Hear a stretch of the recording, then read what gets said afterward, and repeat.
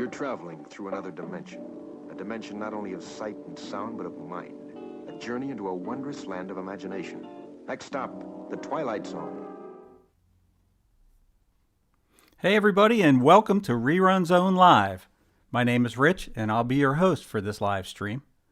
This is a special live stream today. Today we're going to be talking a lot about what's probably my favorite TV show of all time, followed closely by the original Star Trek, of course.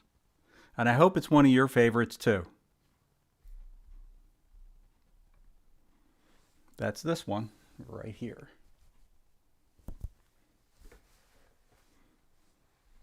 So we're going to be talking a lot about the Twilight Zone today, and at least, well, the one that they like to call the classic Twilight Zone. And I think my guest is coming in right now.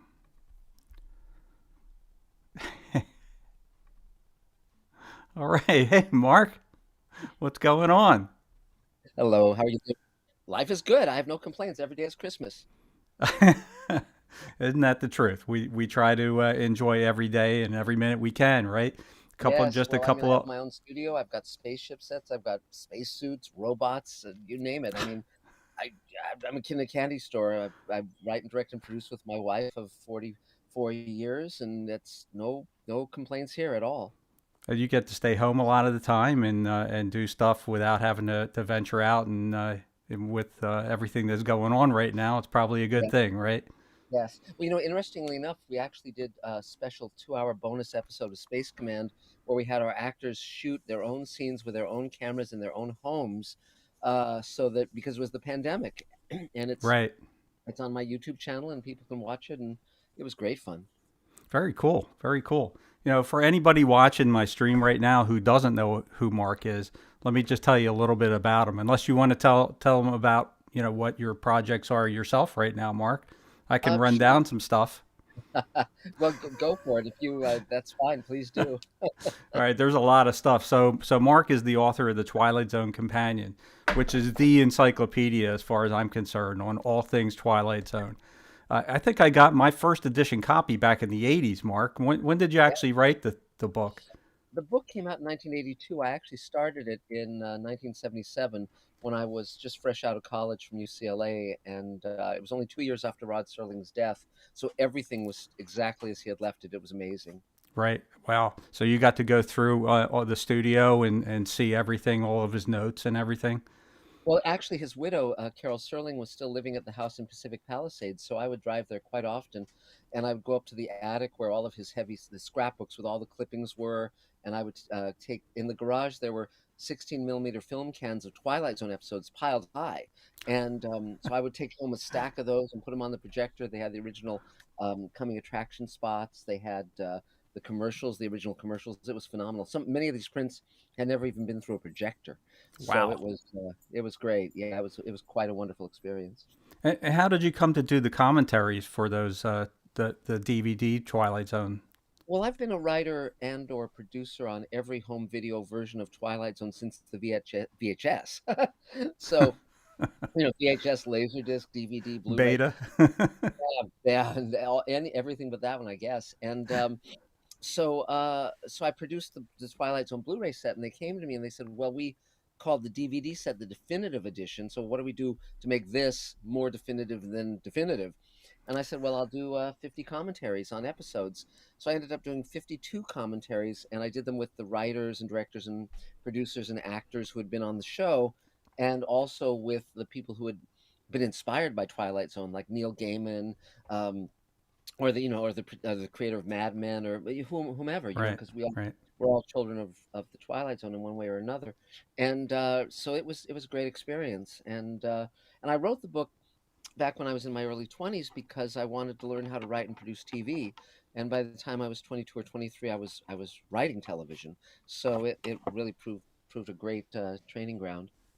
Well, what was really the impetus for writing the Twilight Zone Companion? I mean, there were a lot of other shows, I'm sure, in the '60s that you loved, as I Yes, did growing up as a '60s oh, kid with you Star bet. Trek and Lost in Space and Time Oh, Tunnel, all the Irwin yes, Allen stuff.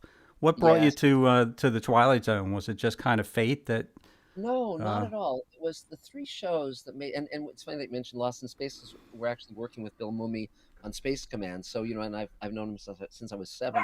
That's but the impetus to write the Twilight Zone book was that I the 3 shows that made me want to be a writer were the original Twilight Zone, the original Outer Limits, and the original Twilight. The Twilight Zone, Star Trek, and Outer Limits. Right, the big 3. Right, and so I actually graduated from UCLA with an art degree, painting, sculpture, and graphic arts. And when I was 19, I went to the Clarion Writers Workshop, which was the leading science fiction writing workshop in the country, and I sold my first short story to Damon Knight, who was the writer who wrote the original short story of To Serve Man that was made in such a great Twilight Zone Wow. episode. And and so I knew I wanted to be a writer, and so I thought, well, and I knew I wanted to be a television writer, and I thought, well, how do I? And I was a huge fan of Twilight Zone and Star Trek and Outer Limits, and I noticed that the same writers were writing for all of those shows. There was a Right. huge overlap, and so I thought, and when I was a teenager, I started going to science fiction conventions and meeting the writers who were my heroes, like George Clayton Johnson and Theodore Sturgeon and Harlan Ellison. And George had been one of the great writers on Twilight Zone, and so I knew him. Right. And I thought, well, if I write a book on the Twilight Zone, I can first, and dig deep and find out everything about the show, which I was interested in, but also I can learn how a great show gets made, how you Mm-hmm. make a great show. It Right. was sort of like a how-to manual, and so I started. It was 5 years from from when I started to when the book came out, and it was my major project during that time. I started it when I was 21 years old, but by the time I was 22 or 23, I was writing for TV as well in animation, and so that was kind of the 2 sides to my creative life at that point. But it was phenomenal. I was very lucky to start writing the book in '77 because, with the exception of Rod, who died 2 years earlier, and Charles Beaumont, one of the other major writers, everybody else was still around. So I could Right. interview all the producers, I could interview all the major directors, all the major actors, Anne Francis, Burgess Meredith, all of those people, and I actually found videotapes of Rod Serling teaching a class in writing where he would show a Twilight Zone episode and then talk about it, and Wow. that was and these were astonishing, and so that was I feel like I met Rod through those videos, but now most of those people are gone, and so Yeah. I'm very lucky that, and I interviewed Rod's widow Carol and his 2 daughters Jody and Anne, and his brother Bob Serling. It's phenomenal. Well, I feel very, very honored, to have done it. Yeah. I feel honored to be talking to you right now because you've written for some of the shows that I grew up with. Yes. Maybe not the original Star Trek because you were kind of young then, as was I, but I Star Trek: The Next Generation, and you Yes. wrote for Star Trek: Deep Space Nine. How did you land your first television writing gig? It was really interesting, and I've just written a new book called Greenlighting Yourself, which talks about how you build a career as a writer, director, actor, producer in the modern day using the internet and digital cameras and editing on a Mac and all the things that I didn't have access to because when I started, they didn't even have VCRs. I mean, literally, if you wanted to watch a show, you watched it when they aired it, and if it was Right. in syndication, they would cut like several minutes out of it for more commercials. So Right. many of the episodes of Twilight Zone, I never saw the complete versions of until I did the home video versions. But um, but the way I got into TV was uh, I I'd grown up in LA, and so I got to go on the Star Trek set when I was a kid for a Christmas present. I was on the set of the last episode of the original Star Trek ever shot, which was Turnabout Intruder, Wow. Yeah. and that was great. And I also met Nichelle Nichols via one of my mom's boyfriends when I was a kid when Star Trek was on the air. So she gave me 6 original Star Trek scripts from her place, and amazingly, I got to shoot her in Space Command just before the pandemic. So it came full Ah, circle from meeting her when I was 10 to directing right. her. Wow. But Wow, that's great.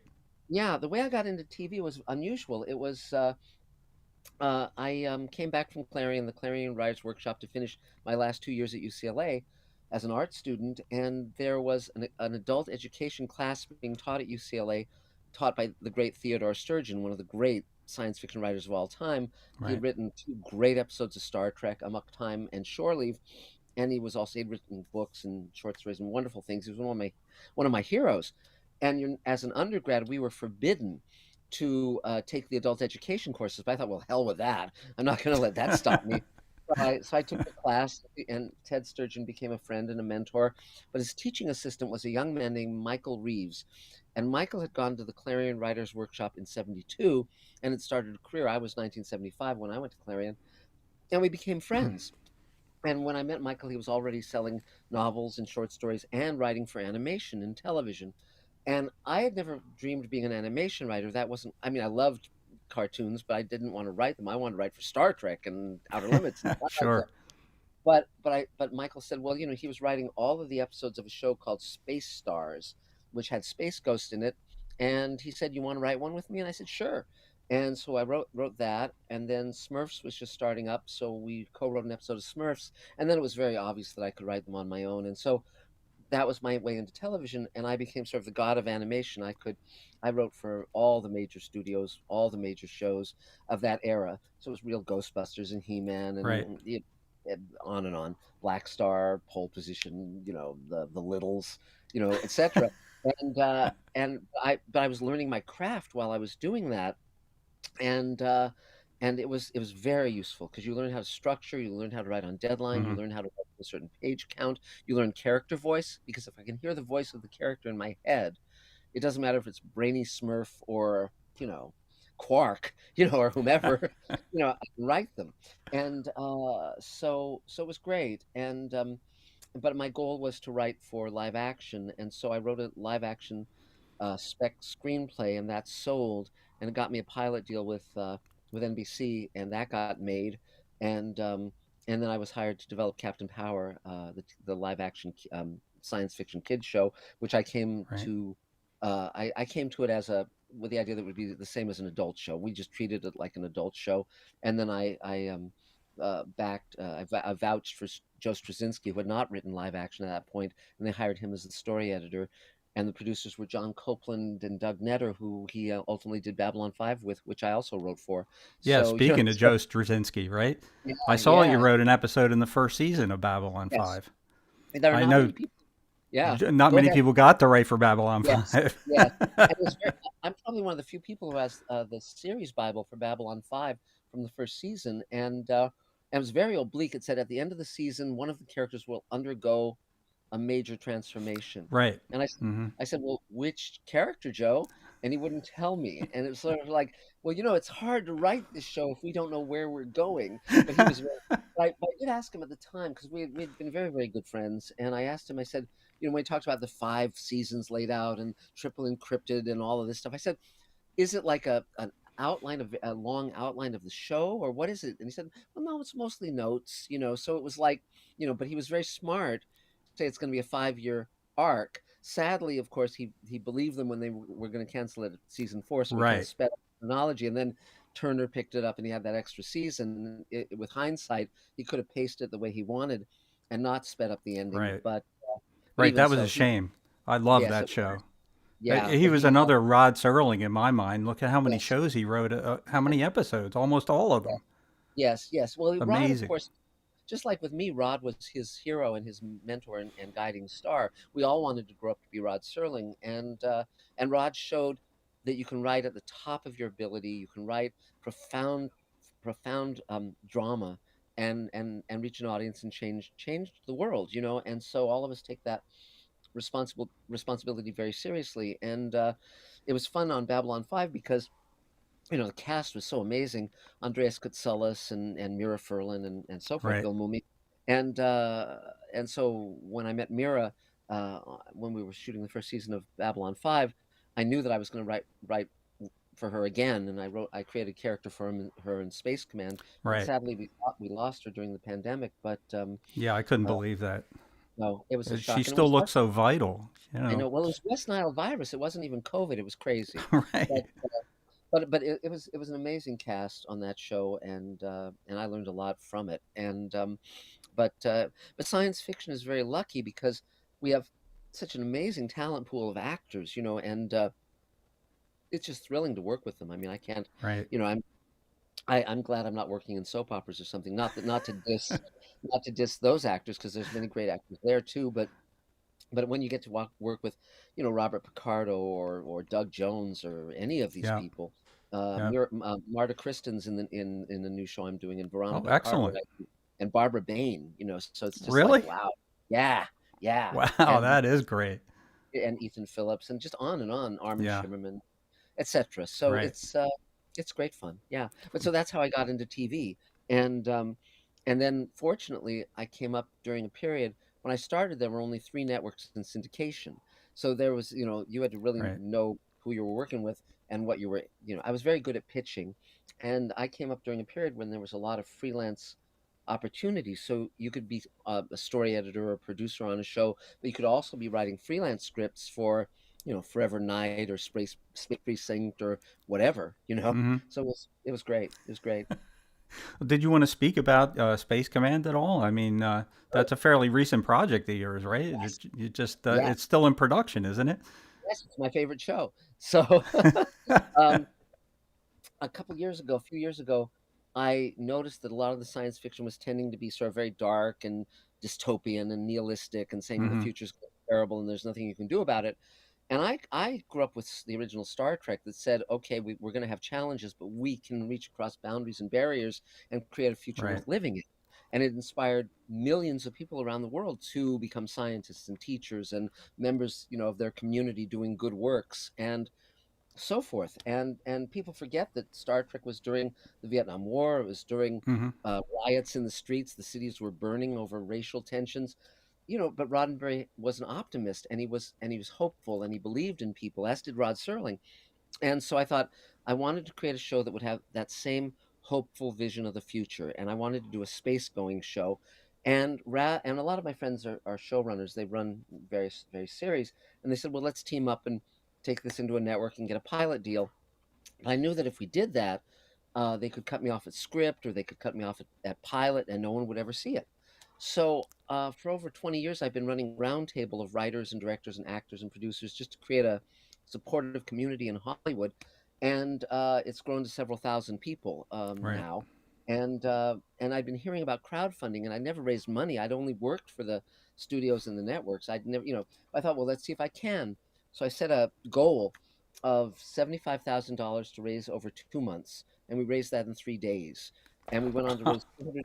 Yeah, we raised 221,000 on that first campaign, and since then, through Kickstarter campaigns and also selling investment shares in Space Command at $7,500 each, I've raised over $3 million, and that allowed us to open our own studio, shoot the 2-hour pilot of Space Command, we shot a total of 5 hours of Space Command, and we're shooting the sixth hour now. And now I'm creating 5 other series with the creators of Farscape and The Expanse and so forth. So it's amazing. And we're based here in LA and also in London. Right. So it's quite an amazing journey. Do you like keeping it all under your control like that, or are you Yes. seeking a network or a Netflix type of deal right now, or Yeah, well, I what? had I had Elaine and I, my wife and I, write and direct and produce together on some of these things, and we had lunch with an executive at Netflix about a week and a half ago, and so yes, we are starting now the process of selling Space Command and the other shows under the title The Showrunners Network. It's a slate of 6 shows, but in the meantime, if people want to watch Space Command, they can just go to my YouTube channel, Mr. Sci-Fi, and there's several hours of Space Command there, and Right. we're about to release the first 2 hours as a downloadable um film, basically. And so we're almost done with the visual effects. There's 1,800 VFX shots in the first 2 hours, which is insane, but we're almost done with it. Yeah, Does it's the effects look great though? I mean, I yeah, was watching it this morning, and for anyone watching out there, I do have a link to Mark's yeah, YouTube channel great. in the description below, and a couple of other links for you, Mark. I know I Thanks. wanted to talk about your newest project, which is the Twilight Zone, the commentaries. Yeah, yeah. Well, for a while, I've wanted to do the rest of them. I did 52, and that leaves 104 episodes I haven't done commentaries on. And Right. yet my head is full of all these stories that I couldn't fit it all in the Twilight Zone Companion. So I thought, well, just for the history of science fiction, just for posterity, it'd be very useful for me to do the commentaries on the rest of them, to just share Right. all the stuff behind the scenes kind of stuff. And then also, I could do them with a lot of my friends like Billy Mummy or Veronica Cartwright, who are in the Twilight Zone, but I can also do it with friends of mine who are writers, who like Neil Gaiman and Ron Moore and so forth, Damon Lindelof. who, Rod Serling is their hero. And so that's the plan. Now we started a Kickstarter campaign for that, but we've put it on pause until around March because because we've got a lot on our plate right now. But Twilight Zone Commentaries.com is where people can go to sign up for these commentaries, and then there'll be an app where they'll get two per week, and then there'll be audio, and you can just watch your favorite Twilight Zone episode on television, on Right. where it's carrying it, Paramount Plus or whatever, or if you have the DVD set, you just put that on, turn off the sound, and push go, and off you go. It And seems it's like like, you're as busy now as when you were a younger man. Do you ever have man, plans on slowing down a little bit, Mark, or are yeah. you pushing ahead? Well, when you're having a great time, it helps because you wake up full of enthusiasm. My wife and I have had the same physical trainer for 30 years, and so we Wow. both work out 3 hours at a time, 3 times a week. And so running, lifting weights, all of that, so that we Right. even and Elaine's birthday is August 21st, and mine's August 25th. So we combine our ages, so we're 142, and so so we're doing pretty well for 142. I told her this year that I could be 100 and she could be 42, but it's sort of like when I was on that Star Trek set when I was a kid, and I got to sit in the captain's chair and stand on the transporter and see the little light bulb that was screwed in it, above it, and all of that.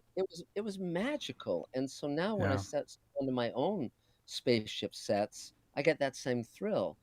So Ray Bradbury was a dear friend and mentor to me for the over the last 10 years of his life, and he was also the first writer I ever saw in person when I was a kid. I saw him give a talk when I think I was about 7, and he said, ideally, your life and your work and your art should all come from the same place. And he touched his heart. Right. And that was a huge, huge lesson for me. And so I've spent my entire life just pursuing what interests me, Right. and it's gone very well. Right. Yeah, go ahead, please. No, if you do what you're passionate about, it always comes out for the best, I believe. If you don't believe in something, then you're going to do inferior work. So, Yes. Well, years ago, someone once asked me, they said, when I was writing cartoons, they said, "Are you writing for the child in the audience?" And I said, "No, I'm writing for the child in myself." So it's like that's great. I'm the same as my audience. And that's a great blessing because I know that if I write something that I find interesting, my audience will. And Right. and so, and I always aim for the bleachers. I always am trying for a home run. I never aim low. I never say, well, this is a lower paying job, so I'll do a shittier job. I mean, whether I'm writing Smurfs or Space Command or Star Trek, I'm bringing my A game no matter what.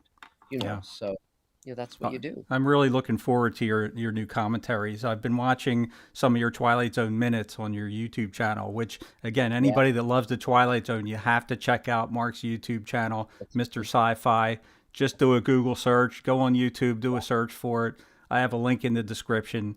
great. It's great stuff, and just you're just walking down the street, coming out Well, with these facts about episodes, which yeah, I was a huge fan of Twilight Zone and Star Trek and Outer Limits and Lost in yes. Space, but my brain does not hold all that information. I don't know how yours does. I It's think fun. we're about the same age, and Yes. I Well, the funny part in that regard was, I wrote the Twilight Zone Companion, and then for about 20 years, I didn't watch Twilight Zone. I didn't look at the book or any of that stuff. And then PBS contacted me, and they were going to do an American Masters episode on Rod Serling. And they were going to shoot it in black and white, and they wanted to interview me, and so I brought along a copy of the book, just in case I needed to refer to it because I hadn't talked about Twilight Zone in 20 years, and they interviewed me on camera for 2.5 hours, and over that period, I didn't once open the book. And I realized that I was hardwired. I'd spent 5 years so intensely working on that book that it was just like all up here. And so it's like I refer to it as my superpower. I tell people that usually if someone turns on the Twilight Zone episode, I can usually guess which one it is within a second, even before any of the characters have spoken. And that's pretty crazy, pretty crazy. But but Do you it's have a favorite season of that the original series?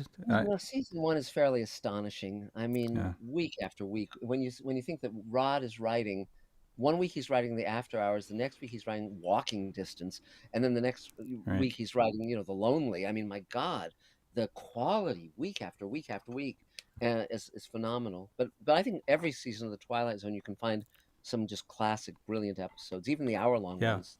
yeah. There's some great Uh, ones. Even season five, where a lot of people say it was, there were some inferior episodes, and there Yeah, were, sure. Every it's episode has a couple, but there yeah. were some great episodes.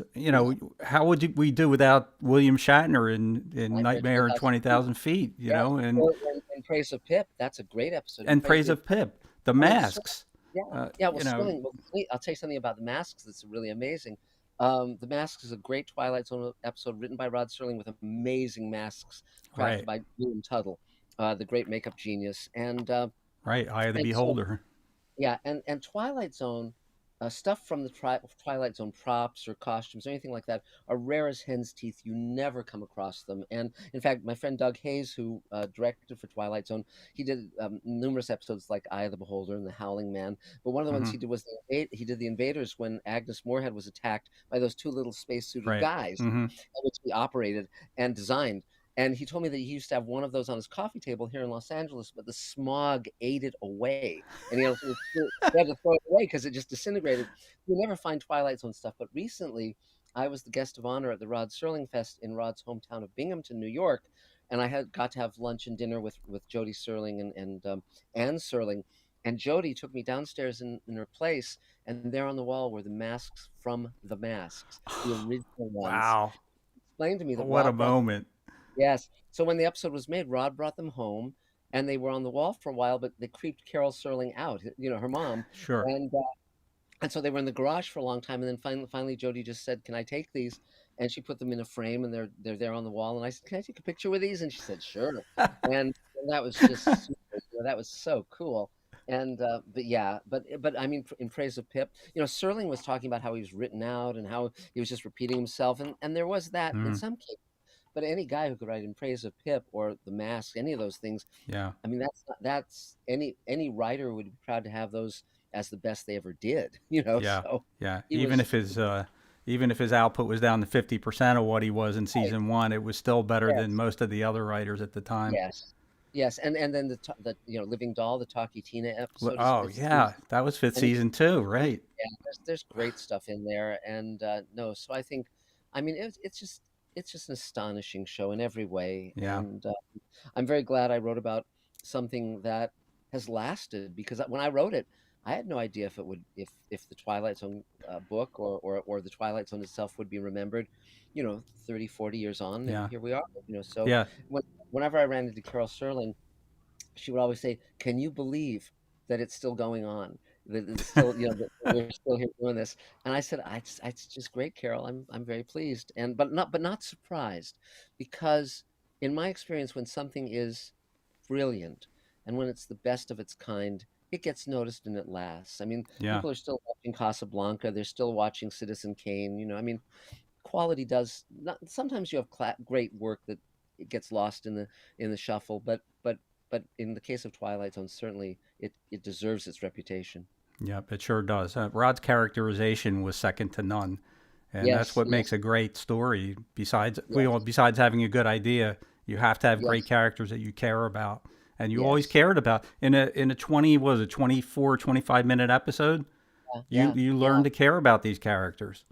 Think of You the did. hitchhiker, and One, how incredible was that episode where you yeah, just you know the hitchhiker was just around every corner, and you just felt yes, this sense of dread through the whole yes. episode. It's And terrific, and what was yeah, that one? The mirror image, I think, in the first yes. season, that always It's creeped me out too. it It's is like the creepy. suitcase is there, then the suitcase is gone, and it's like, what's going on here? Yeah, yeah, but Rod had a great sympathy for the little guy, a great sympathy. Most of the Yeah, characters in Twilight Zone, they're not presidents or kings or potentates, or wealthy guys. They're like bank tellers and sales clerks and average people. Some episodes you might get an astronaut, but mainly Rod really had Rod had empathy, and and he was just a brilliant, brilliant writer. And thanks to Ray Bradbury recommending his three proteges, William, the Charles Beaumont, George Clayton Right. Johnson, and Richard Matheson.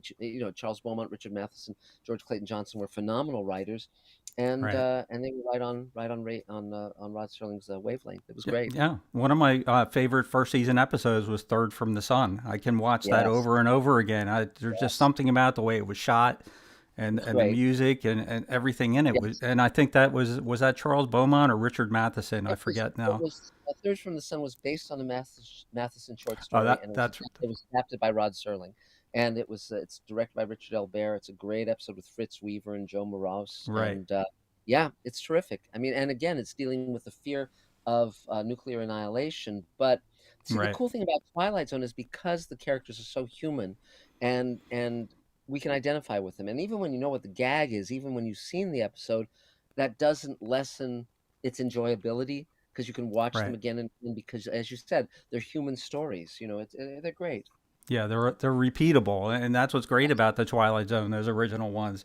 Yes. There may be some that are as entertaining as others, but Yes. overall, you can just watch them again and again, time enough at Yes. last. Yes. You know what's coming Yes. every time, but you can still watch it Yes. again and again. I Yes. even Yes. like episodes like The Chaser, which were more of a Yes. humorous kind of episode. Yes, Um, yeah, that's based on the John Collier short story, and my friend Doug Hayes directed that one. And again, yes, but he understood that little thread of humor that he could play, and mhm. it was because people rarely talk about the comedy episodes of Twilight Zone. Some of them are kind of clunkers. Rod was his humor sometimes wouldn't work, like in the Carol Burnett episode, but Right. on the other on the other hand, an episode like "Will the Real Martian Please Stand Up" is really great. It's great. Yeah, Mr. Dingle the Strong was another one I Yeah, enjoyed. very And fun Mr. episode. Garrity in the Graves. Yes, I yeah, know that and was again, one of the final episodes, but I love yes, that episode. I could watch oh, that again and again, where they're coming yes, out of the grave, or it's yes, just I won't give anything away for anybody that hasn't seen the episode yet, but you should go watch it. There's yes, some great yes, stuff.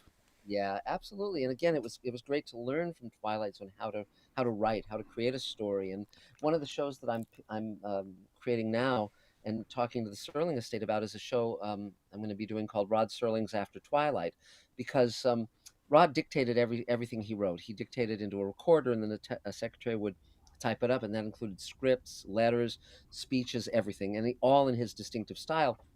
And it was thought that those recordings were lost, but recently they found 1,000 of them. And so I'm proposing a show that will be narrated by Rod from that material. Plus, it'll consist of scripts that were either not made that Rod wrote, like a Right. bunch of night gallery scripts he wrote were never made, or live TV scripts he wrote that no one has seen in 70 years. And plus great scripts by other writers like Matheson and Beaumont and George Clayton Johnson, and the young crop too, like maybe Neil Gaiman and some of the younger Yeah. writers too. But it's going to be very much in the spirit of Twilight Zone. And so I've been talking to the Serling Estate and Rod's daughters about making that show, and we'll see where we end up. But it's so far so good. Yeah. Oh, listen, I know you're a busy guy, Mark, but is there anything else you want to add as far as your Twilight Zone commentaries or any other projects that you might be coming up in the Um, future?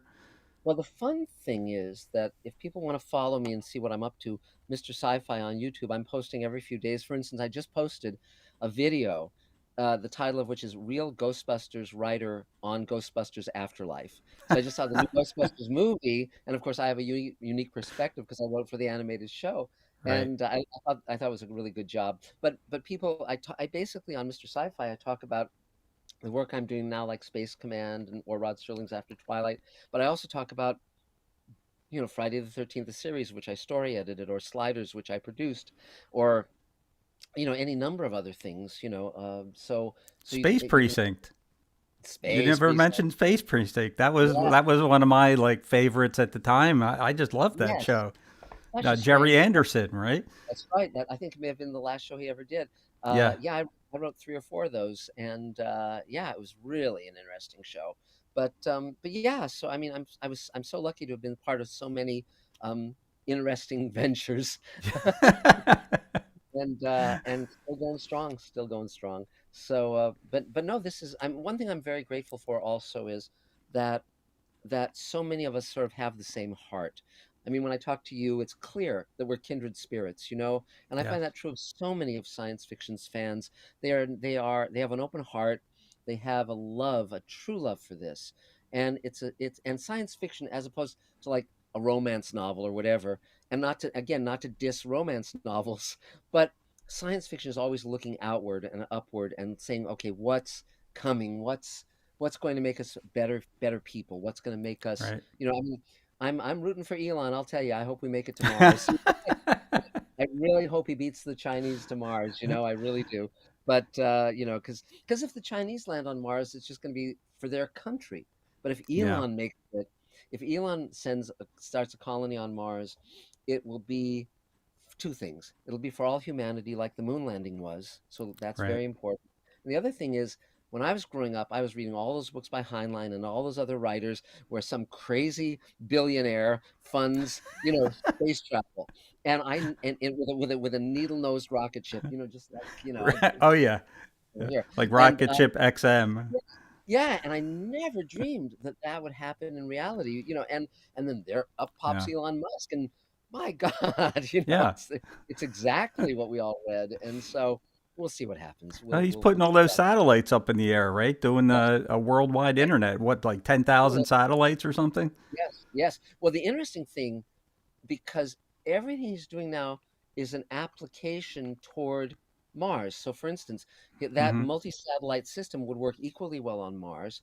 The the boring company, which bores holes, I was talking to one of the Right. employees recently, and that's how they plan to build habitats on Mars using Oh, that equipment. And interesting. also, one of the specifications on the Tesla truck, the truck he unveiled, the Cybertruck, Mm-hmm. there is a permutation, there is a package that will ultimately be available that is pressurized. In other words, you can drive it on Mars. Okay, it's being designed for that purpose. And so that's that's cool.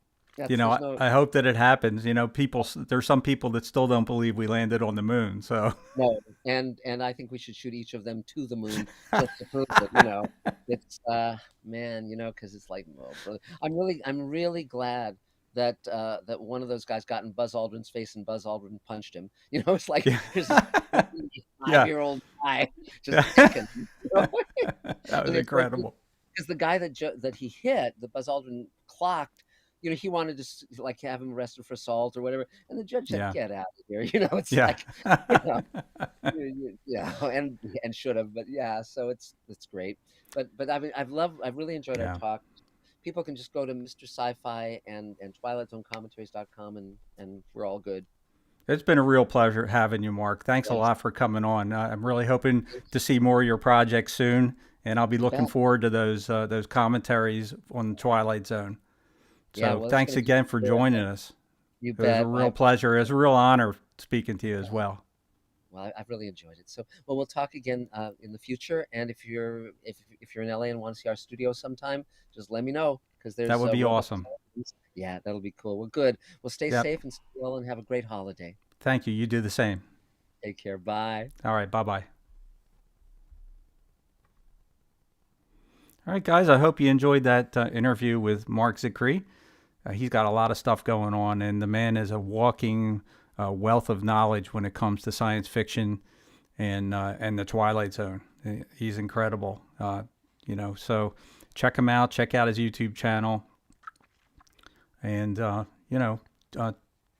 try those links out in the description below. You can see what projects he's working on, and he's a great guy. So if there's anybody out there have any questions, I can't ask Mark right now, obviously, but if you want to add anything to the conversation, put it up in the commentaries. I'll take a look.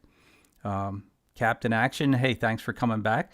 I think back issues of Starlog magazine are available online, and yep, I believe that they are. Starlog was a great magazine for covering all those old science fiction shows. Kelly Don Patterson says, I remember that reading that he was not happy with what they wanted from him. Yeah, I'm not sure which show were you talking about, Kelly Don. I'm not sure what it's quite possible. Are you talking about Mark, or are you talking about Rod Serling? I know that Rod had a problem with some of the stuff on Night Gallery, so maybe that's what you're referring to. Rose, yeah, definitely check it out. Mark's got a great YouTube channel, Mr. Sci-Fi, and it's a wealth of information on all things science fiction. And like I said before, he does a lot of stuff on the Twilight Zone, and a lot of commentaries, a lot of background information that you just won't get anywhere else. So, all right, guys, I think I'm going to end the stream there. I appreciate you all for coming out. I hope you really enjoyed it. If you did, hit that like button. And if you haven't subscribed yet, subscribe for me. This is Rich from Rerun Zone. I'm signing off. Have a good day, guys. And have a great holiday.